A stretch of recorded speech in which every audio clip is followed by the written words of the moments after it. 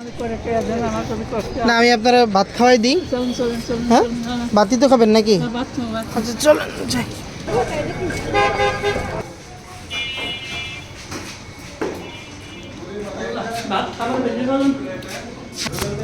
কাককান্দি বাড়ি। ও আচ্ছা খান খান খান শুরু কর। আর কিছু খাবেন মুরগি টুরগি দিয়ে? তাই এই ভাত খাওয়া হবে না তো। তাই আচ্ছা খান এগুলো খাইতে পারেন। আর কিছু খাইবেন? আর কি খাবো আর আমি করে পনির করি শুধু আমার কিছু ছিল না। আচ্ছা খান। বাচ্চার ভাতের পর সব কিছু উঠে গেছে বুঝছে, আর কিছু পারতেছি না। আল্লাহ যখন নিয়ে যায় দুনিয়াতে তাহলে ওখানে যেমন দুনিয়ার আমার স্বাদ মিটে গেছে বাজান।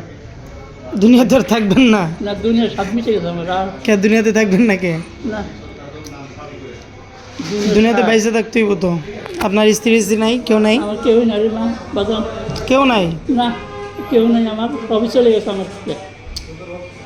এমনি রাস্তাঘাটে পড়ে থাকি, এই আমার কাপড় চলে।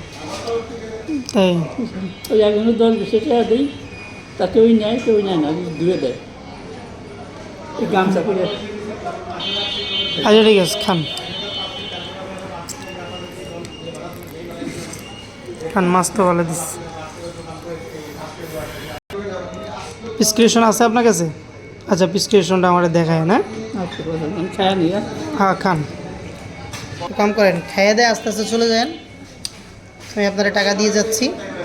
হ্যাঁ বাজান যেমন খুশি আপনি যা মনে করেন তাই। আচ্ছা আমার আবার গাড়ি ছেড়ে দিব তো, আমরা আবার চলে যেতে হবে। বাজান রে। আচ্ছা ঠিক আছে আমি টাকা দিয়ে দিচ্ছি। হ্যাঁ